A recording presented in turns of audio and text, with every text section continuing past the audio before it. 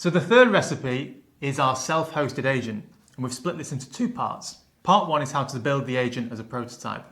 And this agent has a very interesting function. What we've done is taken Cursor, which is a very popular AI coding tool that you may know, which has a feature called BugBot, which automatically looks for bugs in your code. And what we've done is an open source and free version of it, so you can put your checkbook away.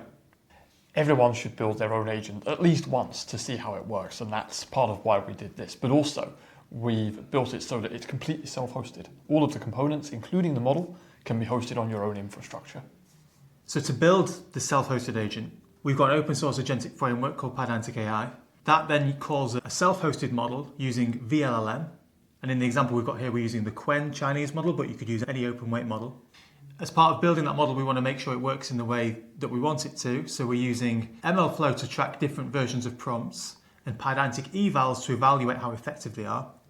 And then finally, once that model is deployed and running, we're using Pydantic Logfire to see how that agent works when it's actually being used.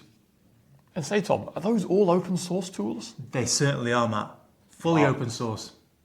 Geschmackvoll.